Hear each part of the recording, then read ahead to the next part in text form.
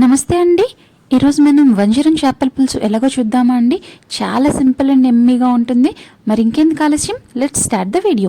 Welcome to SyamsSwadeshiSpecials. నేను మీ శ్యామల. ఈరోజు ముందుగా ప్రిపరేషన్కి కావాల్సింది ఒక కడాయి తీసుకుని దానిలో ఒక 30 ml ఆయిల్ అయితే తీసుకోవాలి. ఇంకా ఫిష్ పీసెస్ పసుపు రాసి పక్కన పెట్టుకున్నానండి. ఒక 1 బౌల్ ఉల్లిపాయ ముక్కలు, మొత్తం 3 ఉల్లిపాయలు కావాలి. అయితే ఒక ఉల్లిపాయ చిన్న పీసెస్ కింద కట్ చేసుకుని 2 ఉల్లిపాయలు ఒక టొమాటో కలిపి పేస్ట్ పట్టుకుంటాం అన్నమాట. ఇంకా కరివేపాకు, అల్లం వెల్లుల్లి పేస్ట్, పచ్చిమిర్చి ఒక 3 ఇవన్నీ తీసుకుని ముందుగా ప్రిపరేషన్ స్టార్ట్ చేద్దామండి. అయితే స్టవ్ లో ఫ్లేమ్లో పెట్టుకొని ముందుగా ఆయిల్ వేసుకోవాలి. ఆయిల్ వేసుకున్న తర్వాత ఇలా ఉల్లిపాయ ముక్కల్ని వేసుకొని బాగా గోల్డెనిష్ కలర్లో వచ్చే వరకు వేయించుకోవాలి. లో ఫ్లేమ్లో పెట్టుకుని ఈ విధంగా వేయించుకుంటూ ఉండాలండి. ఇప్పుడు మనం ఇందాక మిక్సీ పట్టుకున్న పేస్ట్ ఉంది కదా, ఆనియన్ టొమాటో పేస్ట్, అది ఇందులో వేసుకుని పచ్చిదనం పోయే వరకు, అంటే ఇది పూర్తిగా వేగి చుట్టూ ఆయిల్ అంతా కూడా పైకి వస్తుందన్నమాట లైట్గా చుట్టుపక్కల. అలా వచ్చే వరకు కూడా వేయించుకోవాలి. సిమ్లోనే పెట్టి వేయించుకోవాలండి. చాలా ఫాస్ట్గా మాడ అంటేస్తుంది, అందు గురించి సిమ్లో పెట్టుకుని వేయించుకోవాలి. చూసారా, బబ్లింగ్ స్టార్ట్ అయిపోతుంది. చుట్టూ బబ్లింగ్ స్టార్ట్ అవుతూ మొత్తం అంతా వేగుతూ ఆయిల్ అంతా కూడా స్లోగా పైకి తేలుతుందన్నమాట. అయితే ఈ చేపల పులుసు 2 విధాలుగా చేసుకుంటారండి. ఇది వంజరం చేపల పులుసు కనుక ఒక్కొక్క ఫిష్కి ఒక్కొక్క స్టైల్లో ప్రిపేర్ చేయాలి కనుక దీనికి ఈ స్టైల్లో ప్రిపేర్ చేసుకుంటున్నాం. ఇది స్టైల్ 1 అనుకోండి. రెండోది మళ్ళీ ఇంకొక వీడియోలో ఇంకొకసారి చూపిస్తాను.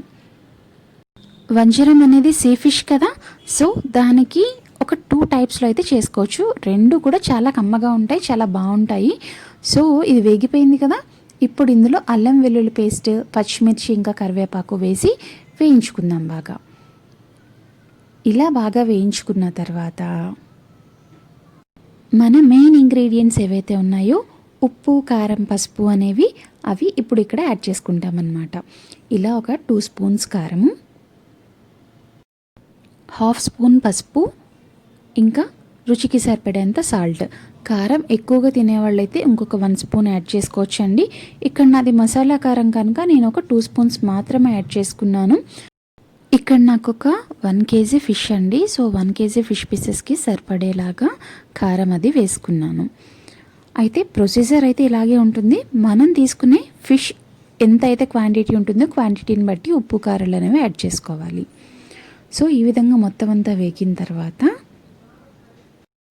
మంచిగా కడిగి పసుపు రాసుకున్న ఫిష్ పీసెస్ని ఈ విధంగా పెట్టుకోవాలి. అయితే ఉప్పు, కారం అవి బాగా వేగినాయి కదండి, సో ఇప్పుడు ఇవిలా వేసుకుంటాం అన్నమాట. వేసుకుని ఇప్పుడు గరిటెతో ఏమాత్రం మనం ఇప్పుడేమీ కలపము, అలా మొత్తం పెట్టుకుని ఒక 5 నిమిషాల పాటు ఇప్పుడు ఉన్న వేపే మగ్గించుకుంటాం అన్నమాట. అంటే చేపకు 2 వైపులా ఉంటుంది కదా పీసెస్కి, సో ఒక వైపు అయితే ఇప్పుడు ఇలా ఉప్పు కారం పట్టేలాగా మగ్గించుకుంటాము. అందు గురించి ఈ ఫిష్ పీసెస్ అన్నీ కూడా ఇలా పెట్టుకుని ఒకసారి సిమ్లో పెట్టి మూత పెట్టేసుకోవాలి. అలా ఒక 5 minutes వదిలేయాలండి. వదిలేసిన తర్వాత ఇలా తీసుకుంటే ఇదిగో ఈ విధంగా ఉన్నాయి కదా, ఇప్పుడు ఇవన్నీ ఒక్కొక్క ముక్క కింద 2వ వైపుకి తిప్పుకుంటాం అనమాట. ఎందుకంటే ఉప్పు కారం పడుతున్నాయి కదా, సో ఉప్పు కారం పట్టి అవన్నీ కూడా కలర్ మారుతాయి, అందు గురించి ఈ విధంగా తిప్పుకుంటాం. మూత పెట్టి మళ్ళీ ఒక 5 నిమిషాల పాటు అలా మగ్గనివ్వాలి. 5 నిమిషాల తర్వాత మూత తీసి చూస్తే ఇలా ఉంటాయన్నమాట. ఇప్పుడు మనం ఒక చిన్న నిమ్మపండు సైజులో ఉండే చింతపండు తీసుకొని చింతపండు రసాన్ని ఇలా యాడ్ చేసుకోవాలన్నమాట. అయితే ఇక్కడ గుర్తుపెట్టుకోవాల్సింది ఏంటంటే ఇవి సీ ఫిషెస్ కదండి, అంటే కొంచెం ఆల్రెడీ ఉప్పు ఉంటాయి కదా, అందు గురించి అని చెప్పి మనం మరీ ఎక్కువ పులుపు వేయకూడదు, చాలా తక్కువగానే పులుపు వేసుకోవాలి. ఈ విధంగా పులుసు యాడ్ చేసుకున్న తర్వాత మనకి కావాల్సిన గ్రేవీ ఎంత కావాలనుకుంటున్నామో అంతలా పులుసు వచ్చేలాగా వాటర్ కూడా యాడ్ చేసుకోవాలి.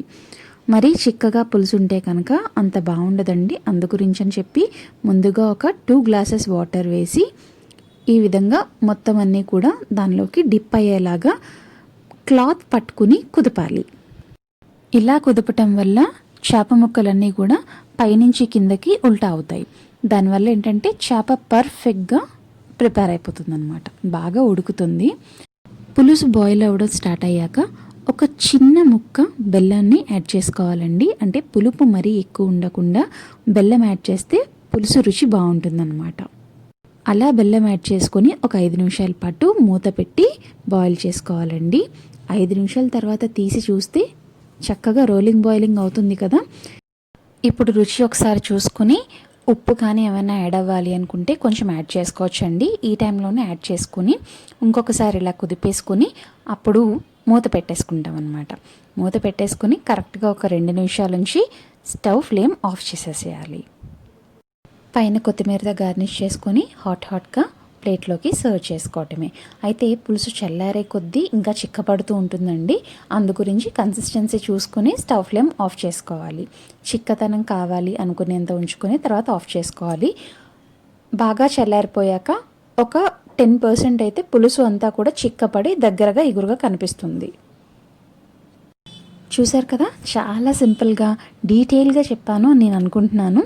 సో మీకు నా వీడియో నచ్చినట్లయితే తప్పకుండా లైక్ చేయండి, షేర్ చేయండి, సబ్స్క్రైబ్ చేయండి. సబ్స్క్రైబ్ చేసుకుని పక్కనున్న ఆల్ అని చెప్పి ఆప్షన్ ఉంటుంది, అది క్లిక్ చేస్తే నేను పెట్టే ప్రతి అలర్ట్ మీకు వస్తుందన్నమాట. సో చూసారా, వేడివేడిగా ఉన్న వంజరం చేపల పులుసు రెడీ అయిపోయింది. ఇంకెందుకు ఆలస్యం, మీరు కూడా ఒకసారి ఇలా చేసుకుని టేస్ట్ చేసేసేయండి. So thanks a lot for watching. మళ్ళీ నెక్స్ట్ వీడియోలో కలుద్దాం. అంతవరకు సెలవు.